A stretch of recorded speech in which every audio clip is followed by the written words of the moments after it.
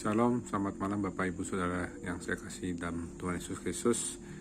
Pada saat malam hari ini kita akan melanjutkan tentang Firaun, 4 usul Firaun untuk berkompromi ya. Kita satu dalam doa. Bapa di surga, terima kasih Tuhan, Kau sungguh baik-baik kami.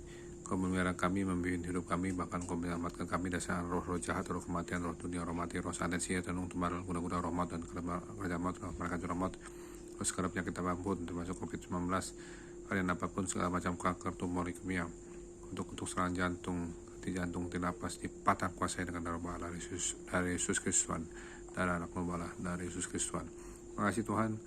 Kami mohon Allah Roh Kudus pimpin kami dalam menyampaikan firman Tuhan pada malam hari ini tentang kompromi firman 4 hal.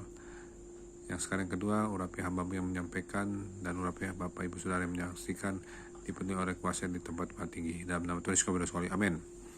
Dan kita akan membahas tentang yang kedua ya, kompromi Firaun itu ada 4 hal. Yang kemarin kita bahas tentang agar bangsa Israel menyembah Tuhan di tanah Mesir saja. Sekarang kompromi kedua itu Firaun mengusulkan agar bangsa Israel meninggalkan Mesir tetapi tidak pergi terlalu jauh. Boleh meninggalkan Mesir tetapi tidak pergi terlalu jauh. Yang kita baca di Keluaran 8 ayat 28. Keluaran 8 ayat 28. Lalu kata Firaun, baik, aku akan membiarkan kamu pergi untuk mempersembahkan korban kepada Tuhan Allahmu di padang gurun. Hanya janganlah kamu pergi terlalu jauh, berdoalah untuk aku. Jadi di sini ada Firaun ini ada kompromi ya. Boleh tapi jangan pergi terlalu jauh. Artinya apa di sini? Bahwa kita melihat bahwa di sini ada maksud ya. Bila iblis tidak dapat menahan kita untuk tetap duniawi, maka ia akan berusaha untuk menjerat kita agar tetap dekat dengan hal-hal duniawi. Jadi ini adalah taktik iblis supaya kita masih bisa berhubungan dengan hal-hal duniawi ya, tidak terlalu jauh ya. Bahkan kita harus menjauhkan hal-hal duniawi, tapi ini Firaun bilang jangan terlalu jauh, tidak terlalu jauh ya. Sepanjang kita tetap dekat dengan hal-hal duniawi, kita masih berada dalam jarak yang mudah diserang oleh iblis. Makanya duniawi itu sebenarnya celah ya. Ini kita bisa lihat dari Demas ya. Demas itu juga satu rekanan sama Paulus ya. Tapi dia mengutamakan hal-hal duniawi. Padahal ini sudah rekannya Paulus padahal ya. Kita baca di 2 Timotius 4 ayat 10 ya. 2 Timotius 4 ayat 10.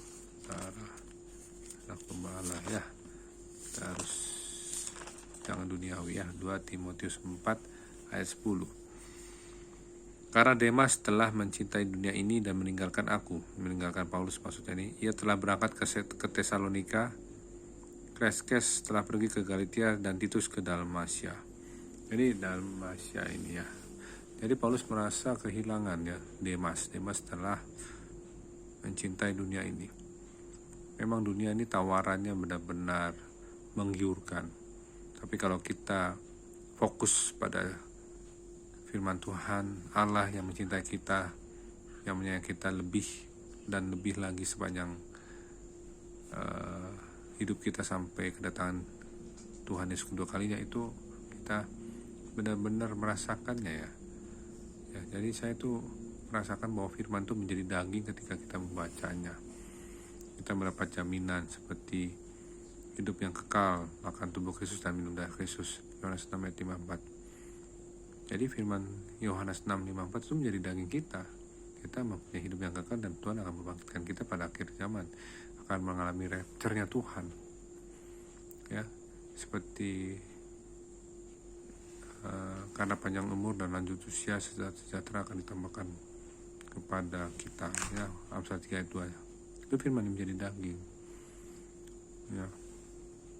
Mazmur 18 ayat 17, aku tidak akan mati tapi hidup dan aku akan menceritakan perbuatan Tuhan. Firman menjadi daging. Kalau kita dekat sama firman yang menjadi daging, menjadi menyatu dalam daging kita, itu benar-benar kita tidak bisa lagi duniawi ya. Karena duniawi itu bersifat akumulatif ya, sering-sering diperhatikan, dipantau, lama-lama tertarik. Jadi kalau kita perhatikan jangan duniawi lagi, tetapi firman Tuhan ya, aktivitas rohani Jadi Tuhan Yesus bilang, giatlah dan pekerjaan-pekerjaan rohani ya. Jadi kita benar-benar harus menjaga dari segala hal-hal duniawi. Amin. Mari kita satu dalam doa. Bapa di surga, terima kasih Tuhan, Kau sungguh baik kami. Terima kasih Roh Kudus untuk mengingatkan kami supaya tidak keduniawian, karena itu merupakan celah iblis masuk ke dalam hidup kami. Kami tidak mau keduniawian.